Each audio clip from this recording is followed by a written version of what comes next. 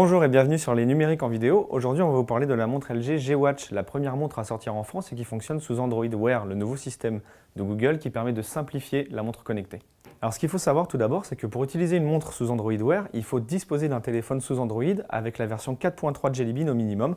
Il vous suffit ensuite de télécharger l'application Android Wear disponible sur le Play Store de Google et à partir de ce moment-là, votre téléphone va envoyer toutes ses notifications vers la montre. Alors au travers de notre test, ce qu'il faut savoir, ce qui en ressort de la G-Watch, c'est que c'est un produit très paradoxal, dans le sens où le produit en lui-même n'est pas extraordinaire, même si l'écran a une bonne réactivité, le produit est encore assez léger pour le coup. On peut aussi changer le bracelet. C'est un bracelet de 22 mm, donc un bracelet standard. Vous pouvez acheter des bracelets en cuir, le rajouter là-dessus. Ce qui nous dérange un peu, c'est l'autonomie qui est très faible, qui dépasse rarement la journée.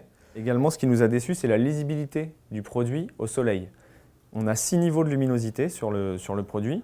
En intérieur, c'est parfait. En revanche, une fois qu'on sera au soleil, on va avoir beaucoup de difficultés à lire ce qui se passe sur la montre, surtout avec de la lumière directe. Et c'est encore pire quand la montre est en veille. Pour le coup, là, on ne pourra absolument pas lire l'heure.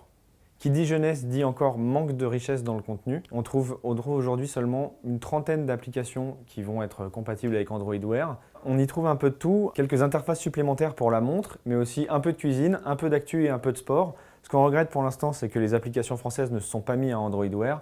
Donc pour les services français, il va falloir peut-être attendre encore un peu quelques semaines, voire quelques mois.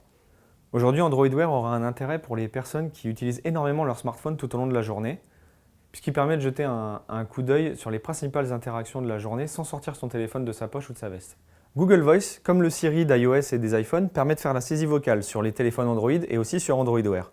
Avec lui, on peut saisir les SMS, les emails ou les réponses à des notifications de Facebook Messenger par exemple. S'il est assez performant dans la reconnaissance vocale, on lui trouve quelques lacunes comme l'absence de ponctuation. Si on dit virgule, il va saisir virgule par exemple. Mais également le fait qu'on doit saisir son texte d'une traite.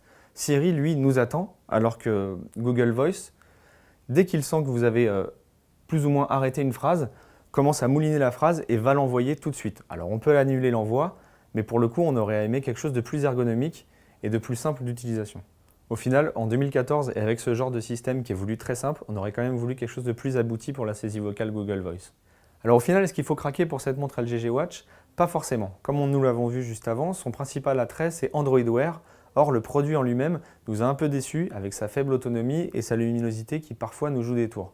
Seuls les utilisateurs compulsifs d'Android et surtout très impatients craqueront peut-être pour cette montre connectée à 200 €, alors que d'autres attendront la concurrence qui arrivera dans les semaines et les mois qui arrivent et qui s'annonce déjà bien plus fournie techniquement juste au niveau de la montre.